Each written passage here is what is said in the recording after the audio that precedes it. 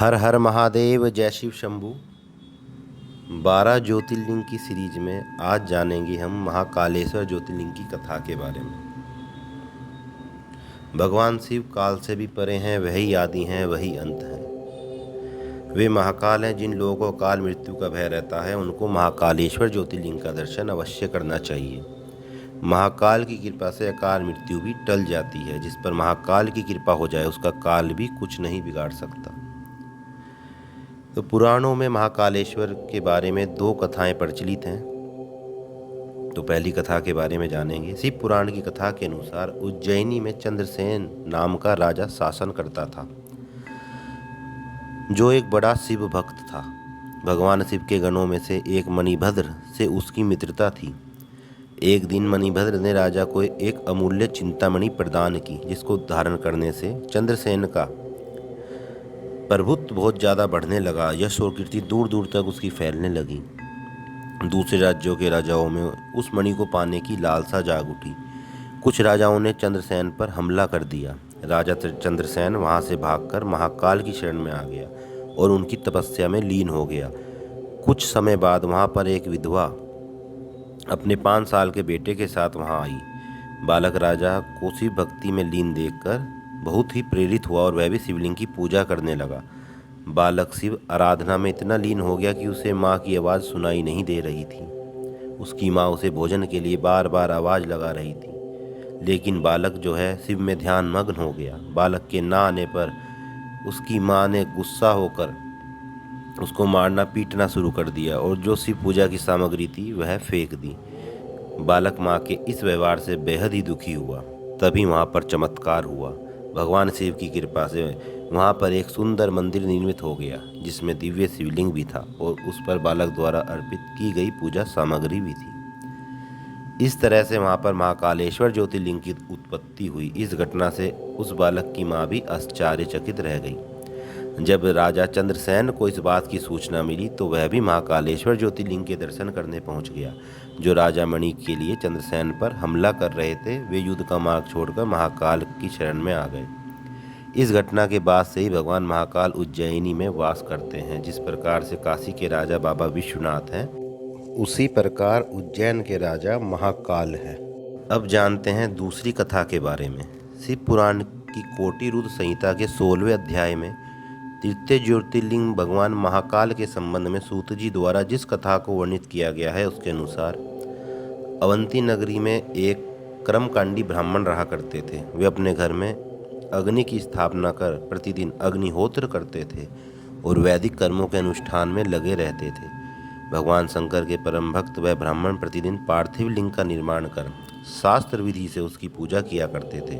हमेशा उत्तम ज्ञान को प्राप्त करने में तत्पर उस ब्राह्मण देवता का नाम वेदप्रिय था।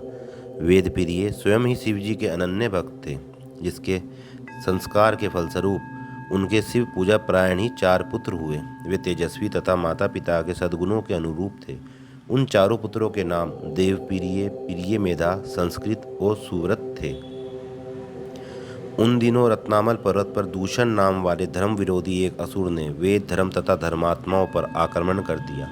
उस असुर को ब्रह्मा से अजेता का वर मिला हुआ था। सबको सताने के बाद अंत में उस असुर ने भारी सेना लेकर अवंती के उन पवित्र और कर्मनिष्ठ ब्राह्मणों पर भी चढ़ाई कर दी। उस असुर की आज्ञा से 4 भयानक दैत्य चारों दिशाओं में प्रलय काल की आग के समान प्रकट हो गए।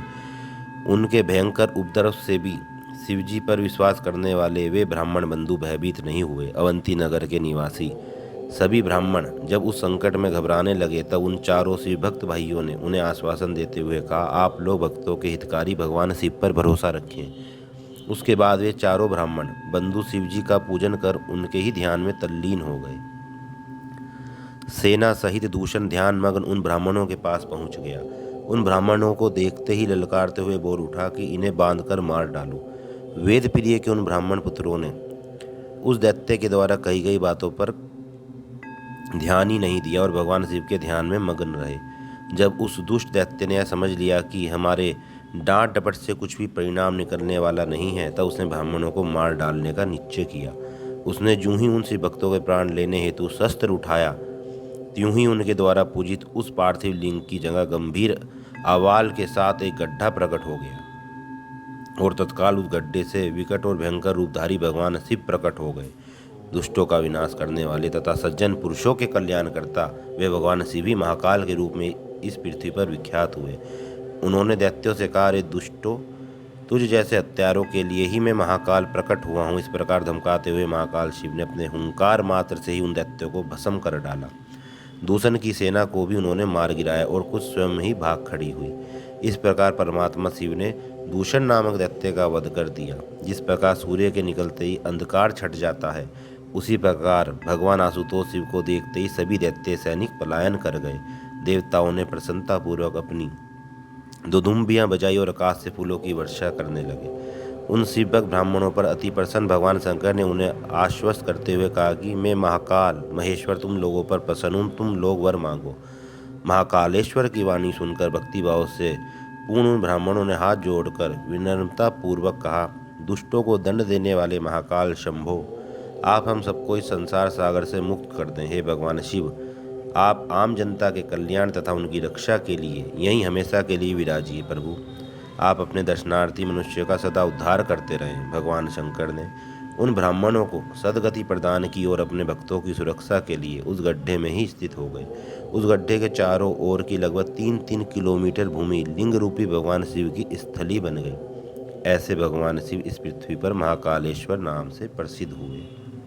तो मित्रों, ये थी 2 कथाएं महाकालेश्वर ज्योतिर्लिंग के बारे में। जिस प्रकार भगवान शिव ने, महाकाल ने उन ब्राह्मणों का भला करा, उसी प्रकार वह समस्त दुनिया का भला करे। जो भी ये हमारी वीडियो देख रहा है, उन सभी का भला करे, ऐसी हम महाकाल से प्रार्थना करते हैं। सभी कमेंट में हर हर महादेव लिखना ना भूलें।